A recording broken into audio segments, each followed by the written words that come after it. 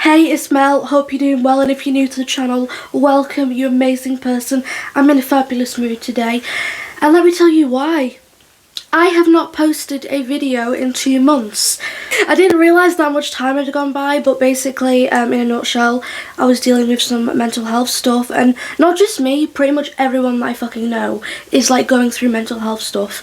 So yeah, I just needed a minute to like sort some stuff out, but everything's good now, back to normal. Today we're going to be looking at the insane case of Clairvius Narcisse. I'm the worst at pronouncing stuff. Just to make my life easier, I'm going to be referring to him as Claire. He was officially pronounced dead and buried and came back to life 18 years later. I told you this case was insane. And it also has an insane twist that you never saw coming. This case occurred in Haiti. There's a lot to cover, so let's get into it.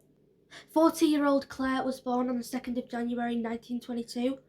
He had a brother and two sisters called Marie and Angelina. Not much is known about his family or background.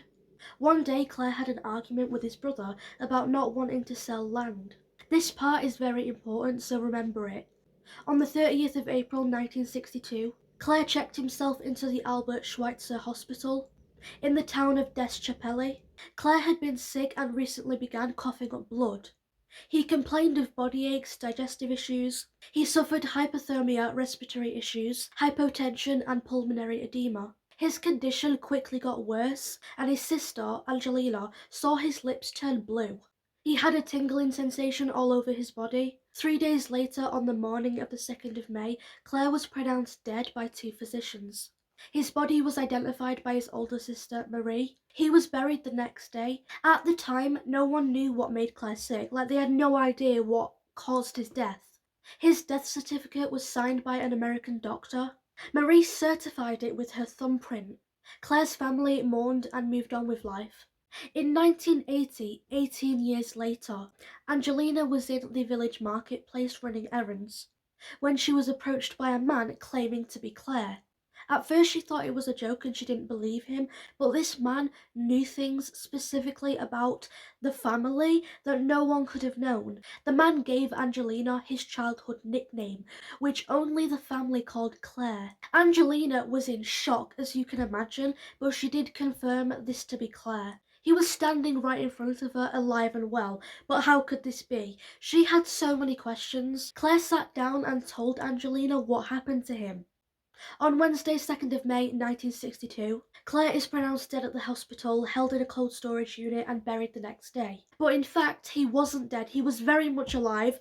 He was fully conscious in a state of paralysis, unable to move or speak. He said that shortly before he was pronounced dead, he felt his skin was on fire with insects crawling beneath it. No thank you. I don't deal well with bugs and that sounds disgusting.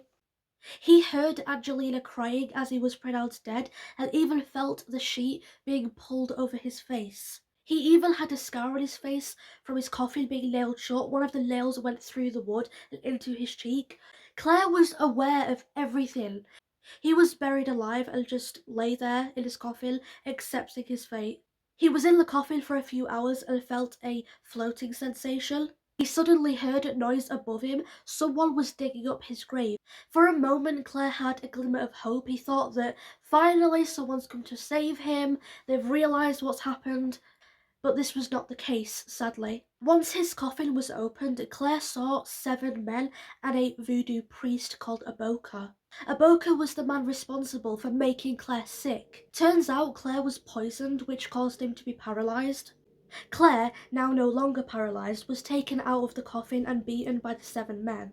Aboka took a paste out of his pocket and shoved it in Claire's mouth. Claire quickly felt woozy and hallucinated. He began to feel faint. He gradually lost his memory and everything went black. Aboka took Claire to a sugar plantation and he was forced to work as a slave. This would be his home for 2 years. Claire worked alongside others who had been through the same thing that he did. All of them were called zombies. Claire was working against his will in a hallucinogenic state. One day, Aboka was beaten and killed by one of the prisoners. They then all escaped, including Claire. Claire was free and off to find his family. He spent the next 16 years wandering the countryside. He worked as a beggar to survive and he sent letters to his family, but all went unanswered. They probably thought this was some kind of sick joke. He finally travelled back to his village in Leicester, where he bumped into Angelina and explained everything. Voodoo is a real thing and it still is practiced in certain parts of the world. Remember that argument that Claire had with his brother? Remember that part? Here's the plot twist. After their fight, Claire's brother contacted Aboka and asked him to poison Claire to, quote, teach him a lesson. This is why it took Claire so long to return to his village. He was waiting for his brother to pass away as he didn't feel safe going back there. Claire's story spread around the town and doctors were baffled. People were just wanting some answers. How can this be? Overall, how did it happen?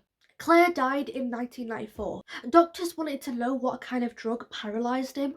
Claire's story was investigated. He had been administered a combination of psychoactive substances, which made him appear helplessly dead. His heart rate was lowered.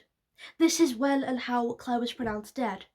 The case got the attention of Dr. Wade Davis. In 1982, Wade went to Claire's village to investigate.